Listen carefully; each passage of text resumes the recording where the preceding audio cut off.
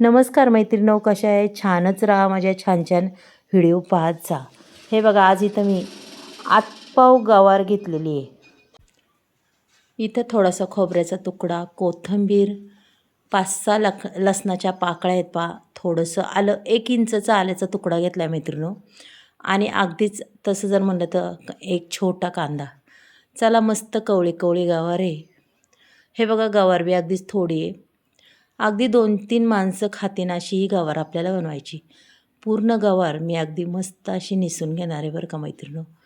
आणि गवार निसायचं म्हणलं अजिबात टाईम लागत नाही. अगदी 5 मिनटाच्या आत आपली ही गवार निसून होणार आहे. हे बघा, अशा पद्धतीने छान अगदी ही गवार निसून घेतलेली आहे.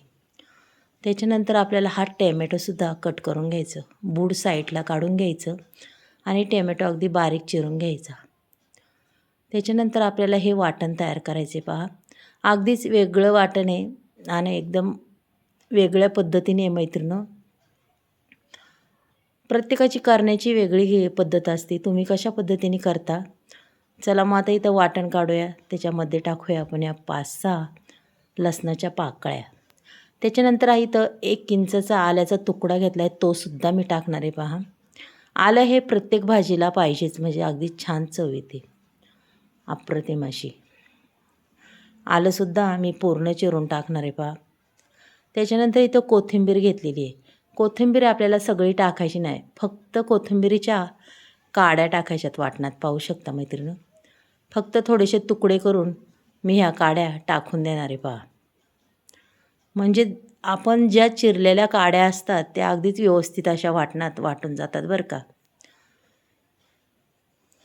आणि आता ही कोथिंबीर आहे, अगदी छान पद्धतीने मी चिरून घेणार आहे पहा. एकदम बारीक चिरून घ्यायची कोथिंबीर. अगदी तुमच्या टिफिनसाठी खरंच खूप छान ही गवार होती आणि भाजीची चवही अगदीच वेगळी लागते बरं का. चला, आता इथं पूर्ण हे वाटण आपल्याला हे वाटून घ्यायचं आहे बरं का. पण वाटण कसं वाटायचं आता मी तुम्हाला ते पुढे सांगणारच आहे बघा. अगदीच थोडेसे, म्हणजे 1 चमच्यावर हे शेंगदाणेसुद्धा मी टाकणार आहे. चला, आता गॅसवर कढई ठेवलेली आहे मैत्रिणी. कढई अगदी छान पद्धतीने तापली की त्याच्यानंतर आपल्याला इथे टाकायचे 2 पळ्या तेल. छोटी पळी आहे मैत्रिणी, म्हणून मी 2 पळ्या टाकणार आहे पहा. अगदी तेलही अगदी मापात टाकणार आहे, जास्तही नाही आणि कमी बी नाही आहे. म्हणजे अशा पद्धतीने मी हे तेल टाकून घेणार आहे. तेल अगदीच चांगल्या पद्धतीने तापलं, जास्त बी तेल तापवायचं नाही मैत्रिणी, की आपली फोडणी जळण. तेल हे मापातच तापवायचं पहा. आता इथं तेल तापत आलेलं आहे. त्याच्यानंतर आपल्याला 1 चमचा इथं जिरी टाकायची पहा. जिरी मोहरी दोन्ही छान पद्धतीने जिरी अगदीच मस्त अशी फुलली. त्याच्यानंतर जो छोटा कांदा घेतला होता तो मी टाकला आहे पहा, बारीक कट करून. तुम्ही गवारीच्या भाजीला अगदीच कांदा असा टाकून तर पहा, भाजी खूप छान लागते आणि चवही खूप अप्रतिम लागते मैत्रिणी. त्याच्यानंतर आपण जो टॅमॅटो इथं घेतला होता तोसुद्धा टाकून द्यायचा पहा. 1 टॅमॅटो मी अगदी स्वच्छ असा धुवून टाकलेला आहे. आता हे अगदी छान पद्धतीने आपल्याला हे परतून घ्यायचं आहे बरं का. अगदी त्याचा रंग पलटी होईस्तोपर्यंत परतायचं. आणि ते रंग पलटी तर झालाच पाहिजे, तेलाचा सुद्धा रंग बदलला पाहिजे. अशा पद्धतीने आपल्याला हे परतायचे. पहा मैत्रिणींनो, अगदीच तुम्हाला दिसतच असेल तेलाचा रंगसुद्धा बदललेला आहे आणि कांदा बी एकदम सॉफ्ट झालेला आहे. टॅमॅटो कांदा दोन्ही सॉफ्ट झालेले आहेत. त्याच्यानंतर आपल्याला थोडीशी हळद टाकायची पहा, जास्तही नाही टाकायची. हळदीचं प्रमाण कधीही कमी टाकायचं. जास्त जर हळद पडली तर आपल्या भाजीची चव अगदीच बिघडते. इथं थोडासा संडे मसाला टाकला आहे मी. 1 चमचा मटण मसालासुद्धा टाकला आहे आणि थोडासा तिखट मसाला म्हणजे कांदा लसूण मसाला. जास्त काही टाकलं नाही, कारण की आपली ही भाजी मुलांनासुद्धा आवडते, त्याच्यामुळे जास्त काही तिखट करायचं नाही आपल्याला. हे बघा, मस्त असा रंग आला आहे. गवार अगदी स्वच्छ अशी धुवून घेतलेली आहे मी. ही गवारसुद्धा मैत्रिणींनो मी टाकून दिलेली आहे पहा. पहा, अगदीच म्हणतात ना, अगदी मुठभरच गवार आहे, जास्त नाही आहे.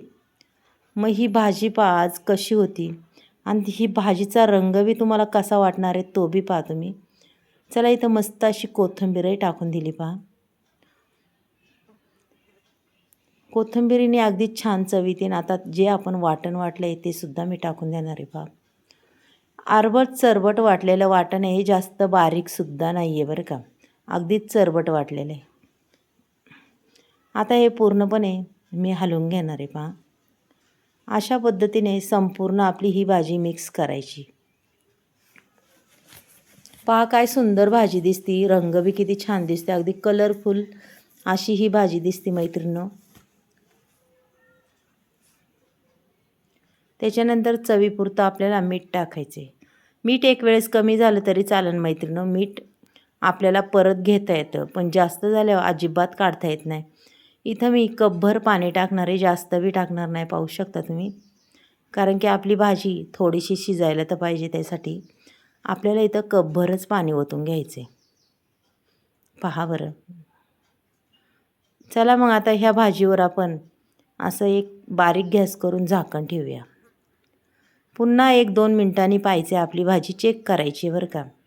कारण की आपण कधीही भाजी टाकली की 1-2दा ती चेक करायच लागते मैत्रिणी का, अशा पद्धतीने. पण अजूनही माझी गवार ही कच्चीच आहे, पाहू शकता तुम्ही.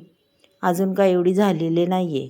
कमीत कमी 50% ही गवार शिजलेली आहे, अजून 50% शिजायची बाकी आहे बरं का. असं अधूनमधून झाकण ठेवून आपल्याला चेक करायचे. चला आता मी पुन्हा याच्यावर मैत्रिणीनं झाकण ठेवणार आहे बरं का, आणि पुन्हा 2 मिनिटांनी पाहणार आहे. पहा भाजी एकदम आता मी न चापताच तुम्हाला सांगणार आहे की भाजी आपली रेडी झालेली आहे पहा. आणि रंग बी पहा मैत्रिणी किती छान, आणि तेलही भाजीला अगदी मस्त असं सुटलं आहे.